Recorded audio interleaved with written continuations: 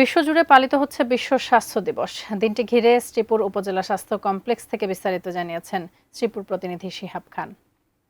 বিশ্বজুড়ে পালন করা হচ্ছে বিশ্ব স্বাস্থ্য দিবস। বিশ্ব স্বাস্থ্য দিবস ঘিরে গাজীপুরের শ্রীপুর উপজেলা স্বাস্থ্য কেন্দ্রে আয়োজন করা হয়েছে র্যালি এবং এক আলোচনা সভা। এছাড়াও সোমবার সকাল থেকে যেসব রোগী হাসপাতালে আসছেন তাদের বিশেষ চিকিৎসা সেবা দিচ্ছেন হাসপাতাল কর্তৃপক্ষ।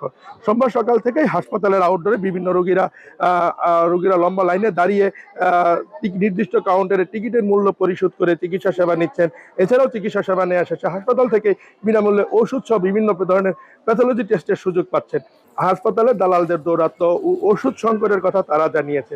আমি এই বিষয়ে কথা বলেছিলাম শ্রীপুর উপজেলা স্বাস্থ্য ও পরিবার কল্যাণ কর্মকর্তা শফিকুল ইসলামের সাথে।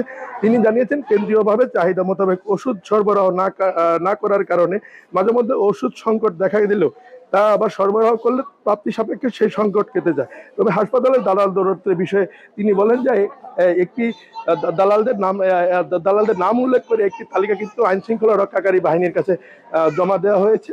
সেই মোতাবেক তারা হাসপাতালের দালাল নিরসন সহ হাসপাতালের যে সার্বিক কার্যক্রম স্বাভাবিক করতে তারা কাজ করে যাচ্ছে। এই ছিল শ্রীপুর উপজেলা স্বাস্থ্য কমপ্লেক্স থেকে বিশ্ব স্বাস্থ্য দিবসের সবশেষ খবর।